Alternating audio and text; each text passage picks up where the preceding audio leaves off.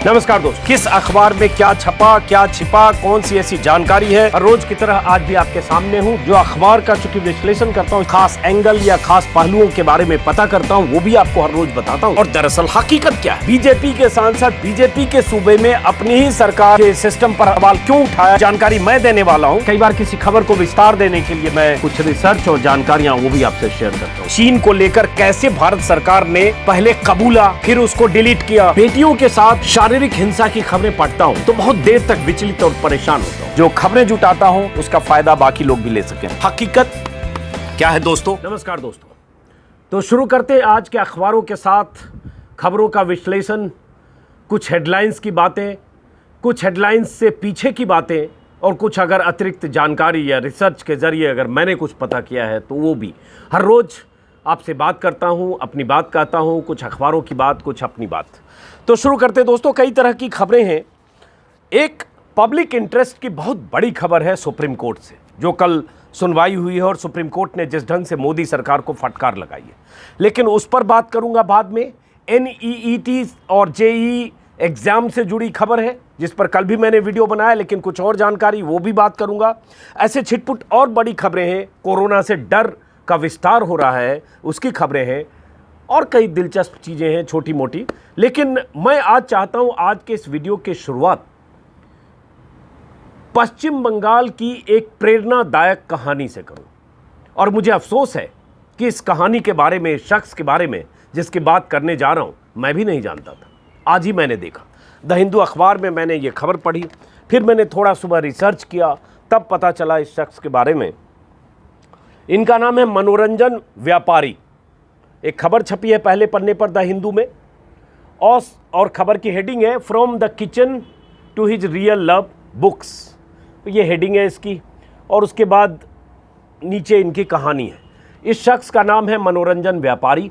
इनकी तस्वीर छपी है। मैंने पहले ही माफ़ी मांग ली। मुझे अफसोस है कि मैं नहीं जानता था इनके बारे में, और जब मैंने पढ़ा, इनका विकिपीडिया पेज है, इन्होंने जो किताब लिखी उसके बारे में जानकारी है, इन्हें हिंदू की तरफ से अवार्ड मिल चुका है नॉन फिक्शन कैटेगरी में। तो मेरी जिज्ञासा और हुई कि मैं जानूं, और आप लोग भी जानिए। ऐसी प्रेरणादायक कहानियां आपकी ज़िंदगी में संघर्ष के रास्ते खोलती है, आपको हौसला बुलंद करती है। अब इनकी कहानी क्या है जो हिंदू में छपी है? ये हैं 23 साल से एक वहाँ के सरकारी स्कूल में, विकलांग स्कूल है, उसमें ये नौकरी करते थे और कुक की नौकरी कर रहे थे। और मतलब खाना बनाते थे अपने साथियों के साथ, 200-250 बच्चों का खाना बनाते थे। और उसके बाद किताबें लिखने का इनको शौक़ था। और इनकी कहानी जब मैंने पढ़ी तो पता चला कि ये पहले रिक्शा चलाते थे। 20 साल 22 साल पहले रिक्शा चलाना इन्होंने छोड़ दिया। कोलकाता में रिक्शा चलाते थे, और रिक्शा चलाते वक्त किसी कॉलेज के बाहर इनके रिक्शे पर एक महिला सवारी बैठी, और उसके बाद जब उस महिला सवारी को बिठाकर रिक्शा चलाते हुए जा रहे थे मनोरंजन व्यापारी, तो रास्ते में इन्होंने इस महिला सवारी जो इनके रिक्शे पर बैठी थी, लगा इन्हें कि वो प्रोफेसर हैं, जानकार होंगी, तो इन्होंने उनसे पूछा जिजीविका का मतलब क्या होता है। और इनका वो चर्चित बयान है जो अखबारों में अलग अलग जगह वेबसाइट पर दिखी। इनके मन में वो शब्द, कहीं इन्होंने किसी उपन्यास में वो शब्द पढ़ा था और वो शब्द अटका हुआ था इनके जहन में, जिजीविका। तो उस महिला ने, जो महिला इनके साथ थी, उनको लगा कि इस शख्स में कुछ खास बात है। उन्होंने कुछ बात की और साथ में उतरते वक्त अपना नाम पता एक पर्ची पर लिख के दिया कि अगर तुम्हें कहानी लिखनी हो, कविता लिखनी हो, कुछ लिखना हो तो इस पते पर संपर्क करना। बाद में इन्होंने देखा, जब वो महिला उतर कर जाने लगी तो देखा कि ये तो महाश्वेता देवी हैं। महाश्वेता देवी के बारे में पश्चिम बंगाल का बच्चा जिसने थोड़ा भी पढ़ा होगा वो जानता है। हम लोगों ने कॉलेज के दिनों में महाश्वेता देवी की किताबें, उनके संघर्ष, मज़दूरों को लेकर, गरीब लोगों को लेकर तमाम चीज़ें महाश्वेता देवी ने लिखी है। अब उन पर जाऊंगा तो लंबी कहानी होगी, फिलहाल इन तक केंद्रित करता हूं। और उसके बाद महाश्वेता देवी ने उन्हें लिखने को कहा, और तब इनकी पहली कहानी, जो महाश्वेता देवी की पत्रिका है, उस पत्रिका वर्तिका में पहली कहानी छपी, और इसी नाम से छपी, जिसमें था मैं रिक्शा चलाता हूँ। बंगला में छपी, मैं रिक्शा चलाता हूँ। और उसके बाद ये लिखने लगे, और उसके बाद आज की तारीख में इनको माना जाता है कि पश्चिम बंगाल में दलित लेखक के तौर पर बहुत प्रतिष्ठित हैं। लेकिन दुर्भाग्य ये कि अभी भी ये एक विद्यालय में मेरे ख्याल से कॉन्ट्रैक्चुअल तौर पर कुक की नौकरी कर रहे थे 23 साल से। और अब इन्हें ममता बनर्जी ने, इन्होंने अपील की थी सरकार से। मैं इनके बारे में कुछ और बताता हूँ, थोड़ा सुनना ज़रूरी है। आपको लग सकता है कि अखबारों के बीच इतनी बड़ी वजह बताने की, इस पर इतनी बात करने की ज़रूरत क्या है। ये सत्ता प्रतिष्ठान सिस्टम कैसे प्रतिभा का सम्मान या अपमान करता है, उसको समझने की ज़रूरत है।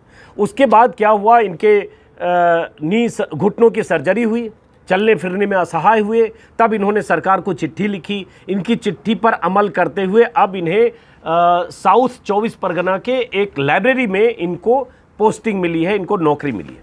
इसी में इन्होंने कहा है कि जब मैं लाचार हो गया तो मैंने चिट्ठी लिखी और उसके बाद ममता बनर्जी के निर्देश पर इन्हें पोस्टिंग की गई है एक लाइब्रेरी में। अब सवाल उठता है, उसी में इन्होंने कोट किया है और बहुत दिलचस्प है, सुनिएगा। इन्होंने इसमें कहा है, जिसका हिंदी अनुवाद मैंने किया, जिसमें इन्होंने कहा है कि मैंने कई तरह के काम किए हैं। पहली बार 2500 की सैलरी पर एक फॉर्मल जॉब मिली है। 2500 की सैलरी पर एक जॉब मिली है। उसी जॉब को इतना प्रचारित किया जा रहा है। और उसके बाद उन्होंने कहा कि काफ़ी दिन पहले मुझे घुटनों की सर्जरी हुई थी, उसके बाद मुझे दिक्कत होती थी तो चिट्ठी लिखी, जो मैं बता चुका। और उसके बाद कई महीने से इन्हें 1 रुपये भी नहीं मिले थे क्योंकि स्कूल बंद था। 1 रुपये भी इन्हें कई महीने से, लॉकडाउन के इन 5 महीनों में इन्हें नहीं मिले। और उसके बाद अब इन्हें एक नौकरी मिली है।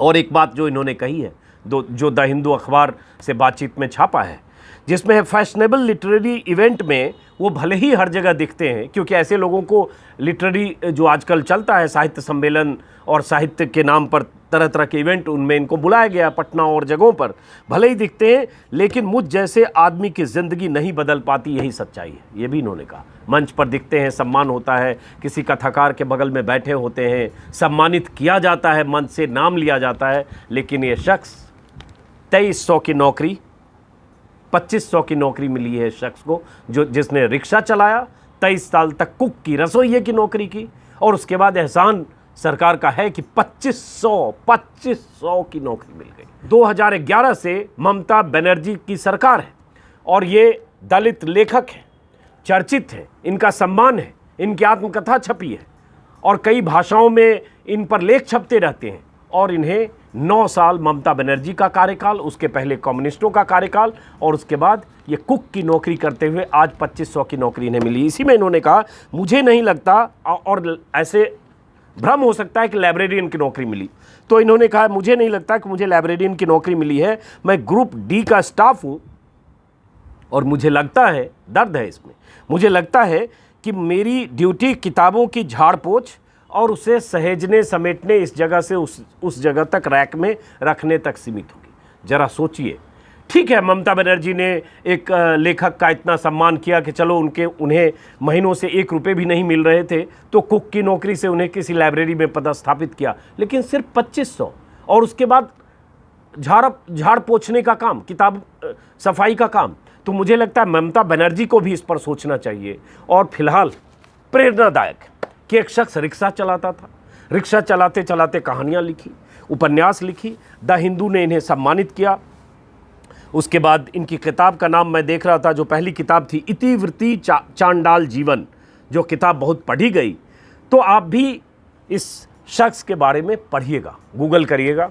और मैं इसलिए इस कहानी की शुरुआत, इस वीडियो की शुरुआत इस कहानी से मैंने इसलिए की ताकि ऐसी प्रेरणा आपकी ज़िंदगी को भी एक सकारात्मक ऊर्जा देती है कि एक रिक्शा चलाने वाला आदमी, एक विकलांग स्कूल में रसोइये का काम करने वाला आदमी भी अपनी पहचान के लिए संघर्ष करता है, किताबें लिखता है, साहित्य रचता है, कहानियाँ लिखता है और लगातार अपने को इस संघर्ष में तपाने की कोशिश करता हुआ अपनी ऊर्जा संचित करता है। फिलहाल इस कहानी से मैंने इसलिए बात शुरू की। उसके बाद कुछ और जानकारियाँ, कुछ और खबरें, उस पर आता हूँ। एक जो बहुत बड़ी खबर है मेरे हिसाब से और आप सबके मतलब की खबर है, वो खबर है मॉरिटोरियम को लेकर जो सुप्रीम कोर्ट ने जिस ढंग से फटकार लगाई है सरकार को, और सरकार को कहा है, करोड़ों लोगों का सवाल है जिन्होंने बैंकों से लोन ले रखा है, उनसे जुड़ी हुई बहुत ज़रूरी जानकारी है। उस पर आने से पहले इंडियन एक्सप्रेस में एक खबर है पहले पन्ने पर। यह खबर है BJP tops political ad spend on Facebook India. पहले पन्ने पर ये छपी है। इस खबर में क्या है, फेसबुक के बारे में आप जानते होंगे कि कैसे फेसबुक को लेकर विवाद हुआ हाल के दिनों में, जब वॉल स्ट्रीट ने बड़ी स्टोरी छापी, इन्वेस्टिगेटिव स्टोरी छापी कि किस तरह से जो दक्षिणपंथी लोग हैं या बीजेपी सपोर्टेड एमएलए या सांसद हैं, उनको लेकर फेसबुक अपनी आंखें बंद करता है जब वहाँ हेट स्पीच, डेंजरस की कैटेगरी तक भी हेट स्पीच के वीडियो या संदेश लगते हैं, और काफ़ी बवाल मचा इस पर। और जब फेसबुक के जो पदाधिकारी हैं, भारत के जो प्रमुख हैं, जो आँखी दास जिनका नाम आपने सुना होगा, जो पॉलिसी की डायरेक्टर हैं, उनको जब समन करने की बात हुई, जेपीसी बुलाने की बात हुई, या जो पार्लियामेंट्री कमेटी है, शशि थरूर उसके अध्यक्ष हैं, उन्होंने चेयरमैन हैं, उन्होंने जब समन करने की बात की तो बीजेपी ने बचाव का काम किया। बीजेपी के कई सांसदों ने विरोध किया कि उन्हें समन करने और बुलाने की ज़रूरत क्या है, और ऐसा लगा कि ये लड़ाई फेसबुक को समन करने की बात जब आई तो बीच में बीजेपी खड़ी हो गई, जैसे बीजेपी का कोई विंग हो फेसबुक। अरे फेसबुक को बुलाया अगर संसदीय समिति के चेयरमैन के तौर पर, तो बीजेपी को क्या परेशानी। अब ये खबर क्या है समझिए। इस खबर में यह है कि सत्ताधारी, इसका हिंदी बता दे रहा हूँ, कृष्ण कौशिक की रिपोर्ट है कि सत्ताधारी दल बीजेपी फेसबुक पर विज्ञापन देने के मामले में नंबर 1 विज्ञापन दाता है। इससे रिश्ते का पता चलता है, क्योंकि आँखी दास ने कहा था, जो वॉल स्ट्रीट में छपा था, कि आँखी दास को जब कहा गया कि ये हेट स्पीच में ये लोग हैं, राजा सिंह, अनंत हेगड़े और लोगों के नाम आए, तो उन्होंने यही कहा था फेसबुक की टीम को कि इनके प्रति आंखें बंद करनी होगी, क्योंकि इससे बिजनेस इंटरेस्ट का नुकसान होगा, बिजनेस इंटरेस्ट प्रभावित होगा भारत में फेसबुक का, और यही बिजनेस है। इसमें एक बिजनेस ये है, दूसरा सत्ता से सरोकार, सत्ता से निकटता, और उसके और बाकी जो बिजनेस इंटरेस्ट होंगे वो अलग है। फिलहाल एक छोटा सा मसला ये भी है। इसमें सत्ताधारी दल बीजेपी पर विज्ञापन देने के मामले में नंबर 1 विज्ञापनदाता बीजेपी है। सामाजिक इशू, चुनाव और राजनीति से जुड़े ऐसे विज्ञापनों पर 18 महीनों में फेसबुक पर 4.61 करोड़, मतलब 4 करोड़ 61 लाख रुपए खर्च बीजेपी ने किए, जबकि कांग्रेस ने इसी दौरान 1 करोड़ 84 लाख खर्च किए। 10 बड़े विज्ञापनदाताओं में 4 और विज्ञापनदाता ऐसे हैं जो बीजेपी से जुड़े हैं, जिनमें 3 ऐसे हैं जिनका पता भी बीजेपी के दिल्ली मुख्यालय का ही दिया हुआ है। मतलब 3 ऐसे पेजेज हैं जिन्होंने विज्ञापन दिए। टॉप 10 जो विज्ञापनदाता हैं फेसबुक के, उनका पता भी बीजेपी मुख्यालय का ही है। मतलब डायरेक्ट तौर पर बीजेपी, भले चेहरा के तौर पर बीजेपी ना हो, लेकिन बीजेपी का ही वो पेज है। अब ये 4 जो 2 कम्युनिटी पेज हैं, इन 4 में से my first vote for Modi, जिसने 1 करोड़ 39 लाख का विज्ञापन दिया, भारत के मन की बात, जिसने 2 करोड़ 24 लाख का विज्ञापन दिया, नेशन विथ नमो, जिसने 1 करोड़ 24 लाख का विज्ञापन दिया, और एक पेज है जिसने 65 लाख का विज्ञापन दिया, जो पेज बीजेपी के एमपी रहे आर.के. सिन्हा से जुड़ा है। सब जोड़ लें तो बीजेपी ने 10 करोड़ 17 लाख का विज्ञापन फेसबुक को दिया है, जो टॉप विज्ञापनदाताओं का 64% है। समझ गए कि बीजेपी विज्ञापन भी देती है फेसबुक पर, और उसके अलावा फेसबुक को जो बिजनेस इंटरेस्ट में जो फायदे होते होंगे वो अलग है। तो जिस पीरियड में विज्ञापन दिया गया है उसमें अप्रैल और मई का ये चुनाव भी शामिल है, और इसी में कुछ जानकारियां हैं। उन जानकारियों से ये पता चलता है, आम आदमी पार्टी के बारे में है कि आम आदमी पार्टी ने लगभग 70 लाख के विज्ञापन दिए। डेटा के मुताबिक इस कैटेगरी में फरवरी 2019 से अब तक, मतलब 18 महीने में करीब 59 करोड़ 65 लाख, मतलब 60 करोड़ मान लें, 60 करोड़ का विज्ञापन फेसबुक को दिया गया, जिसमें 10 करोड़ से ज़्यादा का विज्ञापन बीजेपी ने दिया। तो ये एक खबर है। और उसके साथ आपको पता होगा कि शशि थरूर ने जब नोटिस भेजा और जब सम्मन किया, तो शशि थरूर को ही संसदीय समिति के अध्यक्ष के तौर पर, चेयरमैन के पद से हटाने की कोशिशें, हटाने की मांग शुरू हुई कि इनको लीव पर भेजिए, इनको हटाइए, एजेंडे से काम कर रहे हैं।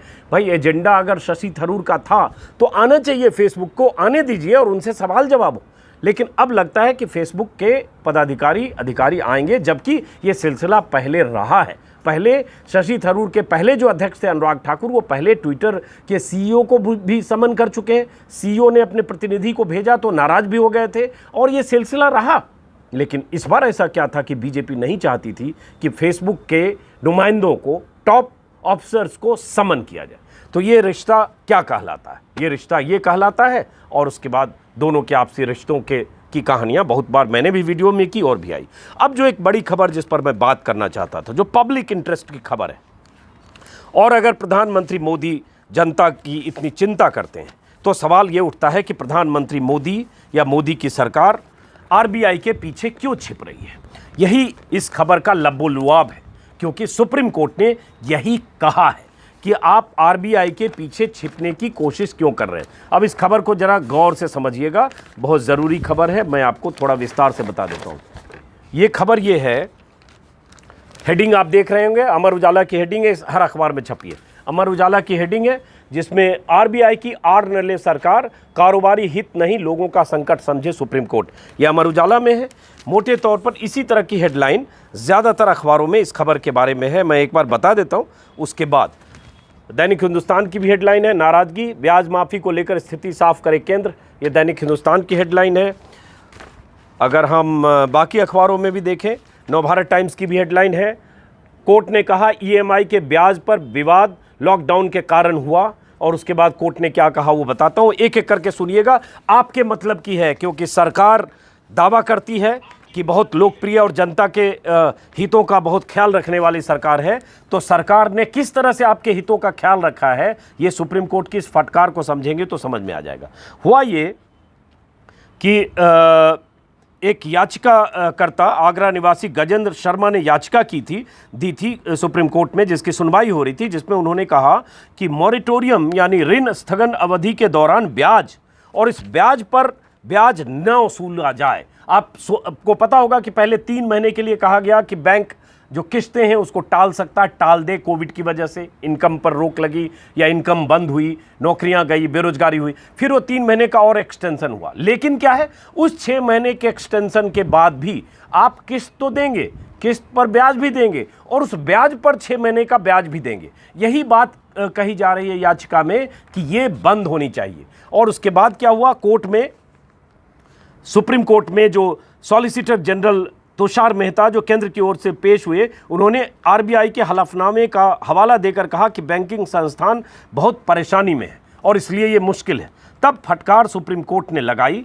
एक संवाद अमर उजाला ने छापा है और ये गौर से सुनिए, आप सबकी नाराजगी, आप सबका प्रतिरोध ऐसे मामलों में बहुत ज़रूरी है। सुप्रीम कोर्ट ने कहा संकट आपके द्वारा लगाए गए लॉकडाउन के कारण पैदा हुआ है, इसे आपको ही खत्म करना पड़ेगा। आपका पक्ष आरबीआई का रुख दिखाता है, सरकार खुद कोई पक्ष नहीं रख रही। यह अमर उजाला ने छापा है, मैं बॉक्स लगा रहा हूं ताकि ग्राफिक के जरिए आप समझ पाएं।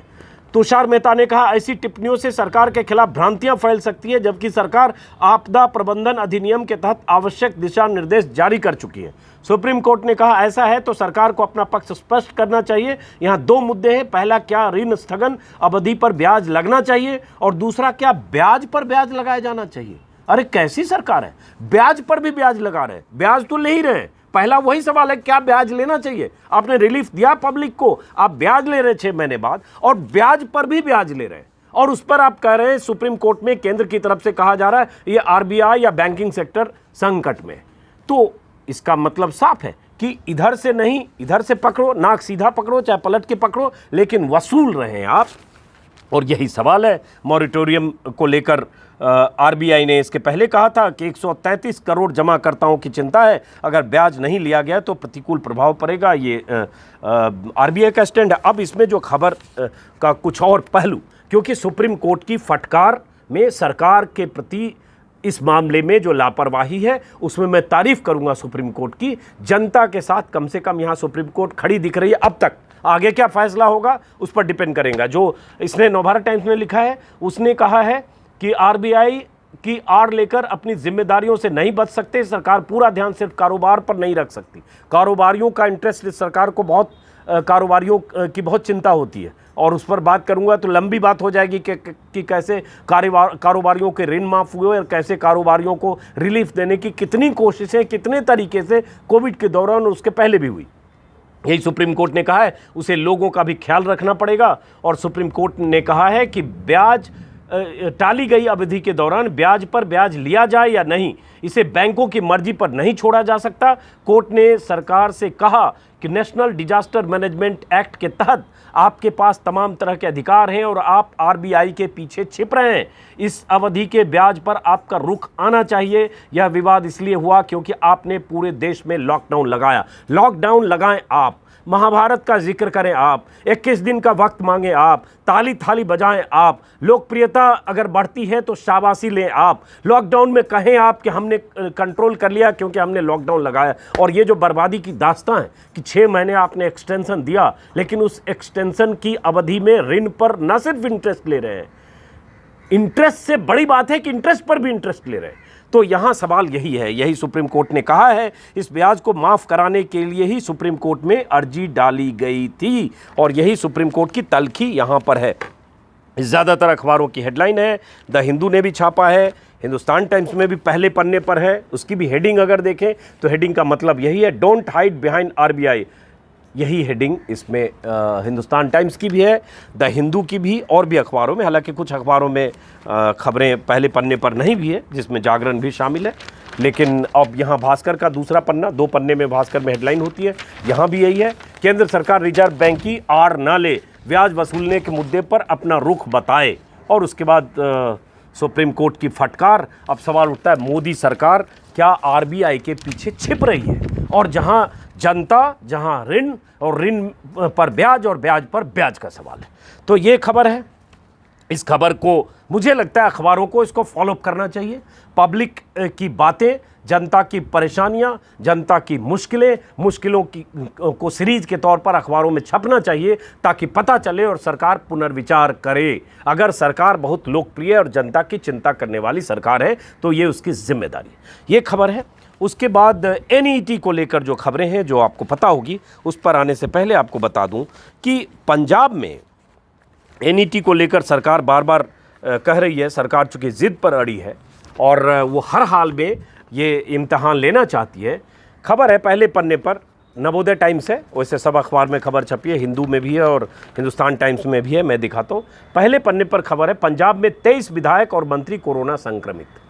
23 विधायक और मंत्री कोरोना संक्रमित पंजाब में हो गए। मनोहर लाल खट्टर और विधानसभा के स्पीकर संक्रमित होकर 3 दिन पहले ट्वीट कर चुके हैं।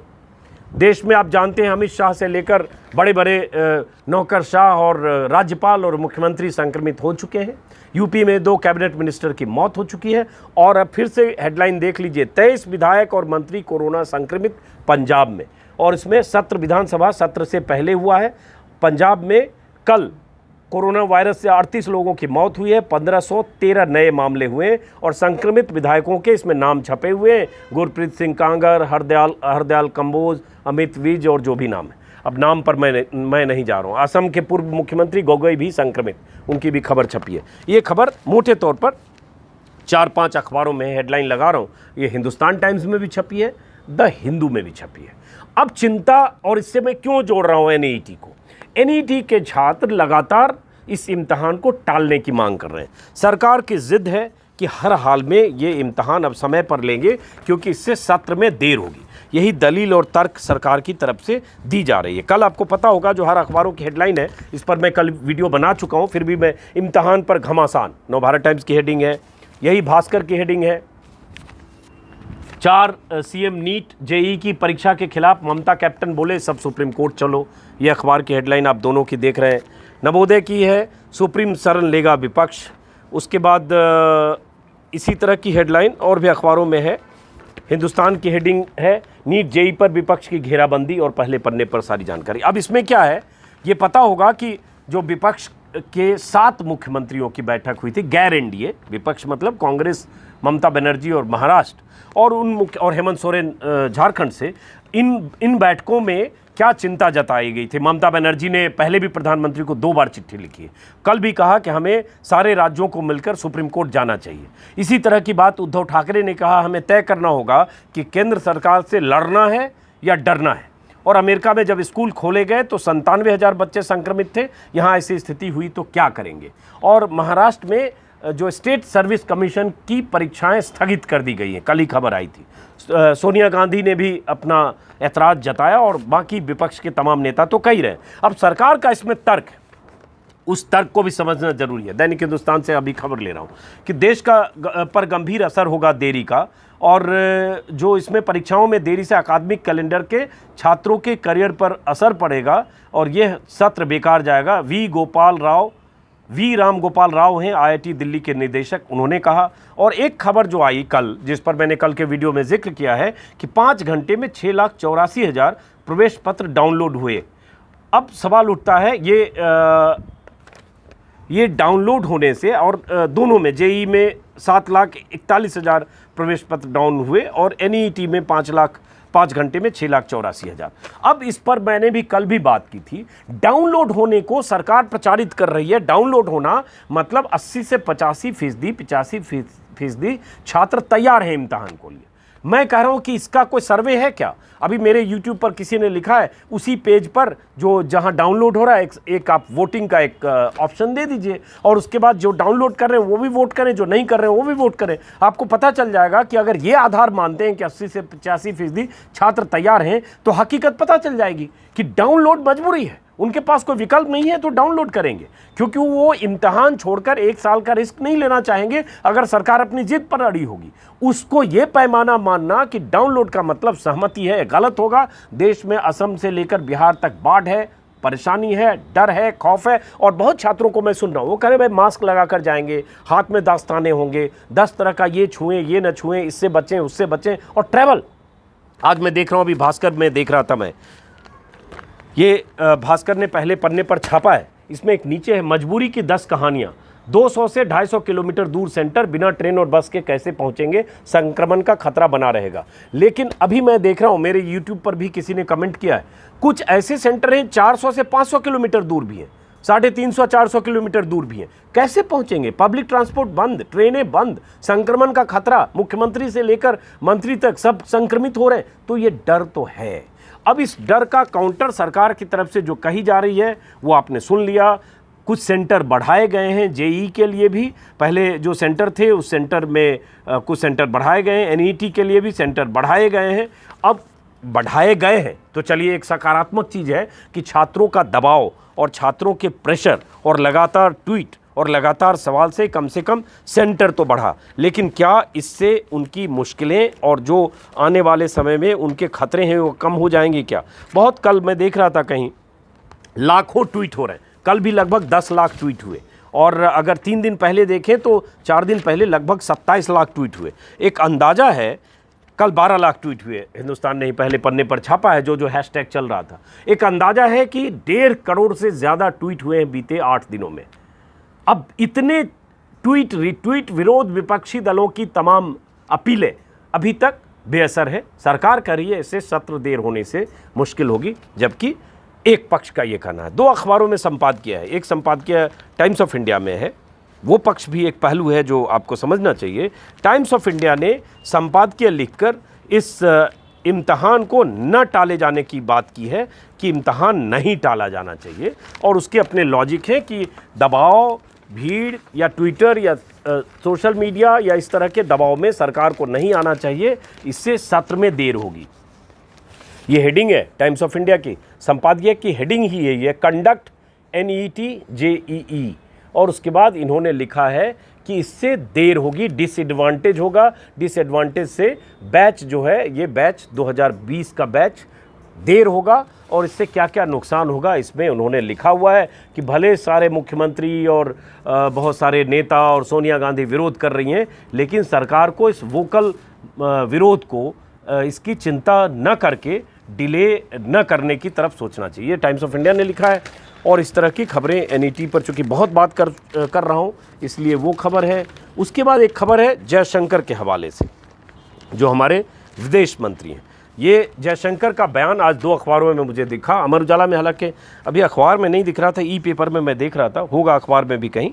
अखबार में जो बयान है जयशंकर की, उसकी हेडिंग वही है, ये भास्कर में पहले पन्ने पर छपा हुआ है। इसकी हेडिंग है, विदेश मंत्री बोले लद्दाख सीमा पर 1962 के बाद सबसे ज़्यादा तनाव। इसमें क्या बोले बताता हूँ। 1962 आ गया ना, 1962 नेहरू काल, उसके बाद सबसे ज़्यादा तनाव 6 साल से मोदी जी, 6.5 साल होने जा रहे हैं। शी जिनपिंग को झूला झुलाया मोदी जी ने, नारियल पानी पिलाया मोदी जी ने, मंदिर के सामने बैठे मोदी जी, समंदर के सामने बैठे मोदी जी, साबरमती में बैठे मोदी जी, 9 से 10 बार मोदी जी और शी जिनपिंग की मुलाकातें, 4-5 बार चीन जाना, ये सब आंकड़ों पर बहुत बार बात हो चुकी है। 6 साल से तमाम दोस्ती जैसी भारत और चीन के बीच रिश्ते दिखाने की कोशिश है। और उसके बाद चीन 3 महीने से क्या कर रहा है आपको पता होगा। इसमें क्या कहा है, जयशंकर ने कहा कि 1962 के युद्ध के बाद लद्दाख में स्थिति सबसे गंभीर है। जयशंकर ने एक इंटरव्यू में कहा, जैसा आप जानते हैं हम सैन्य और राजनयिक दोनों चैनलों के जरिए चीन से बात कर, बिल्कुल हम जानते हैं, बात कर रहे हैं, वास्तव में दोनों देश मिलकर काम कर रहे हैं। और उसके बाद इन्होंने अपनी चिंता जताई है।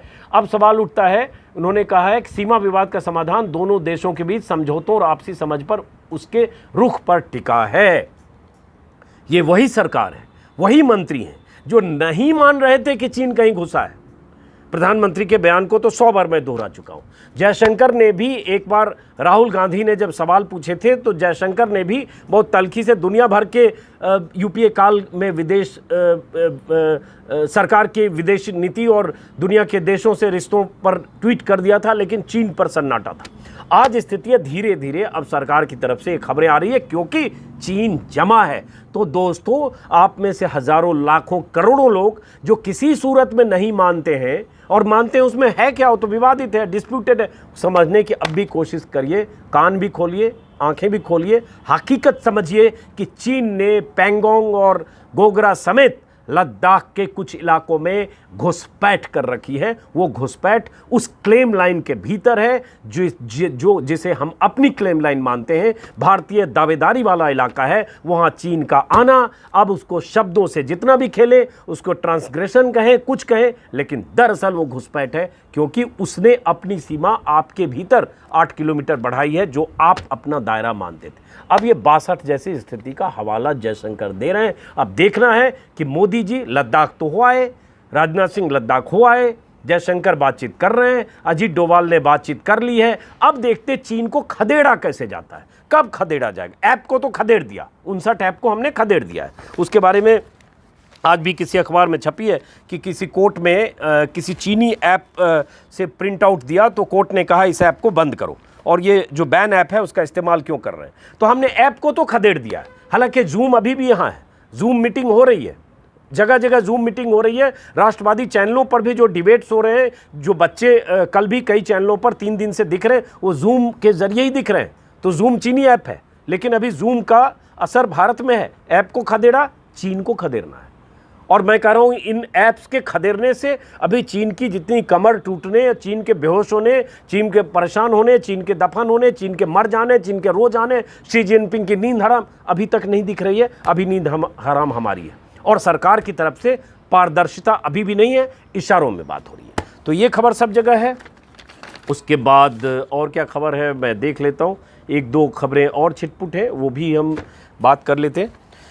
एक खबर जो कोरोना को लेकर है, जो दिल्ली में चिंता की स्थिति ज़रूर है कि अब ये भी एनईटी में देखना होगा कि एनईटी में सुप्रीम कोर्ट का रुख क्या होता है, क्योंकि एक बार तो सुप्रीम कोर्ट ने याचिकाओं को खारिज कर दिया था। 11 छात्रों की याचिकाओं पर, 11 राज्य के छात्राओं की याचिका पर उन्होंने कहा था कि हम भविष्य से खिलवाड़ नहीं कर सकते। अब देखना है कि अगर विपक्ष के सभी मुख्यमंत्री या विपक्षी दल सुप्रीम कोर्ट जाते हैं तो सुप्रीम कोर्ट का क्या होता है। एक खबर बहुत अहम है, दिल्ली में फिर बढ़ने लगा संक्रमण। एक दिन में मिले सबसे ज़्यादा 1693 मरीज, ये भास्कर की हेडलाइन है।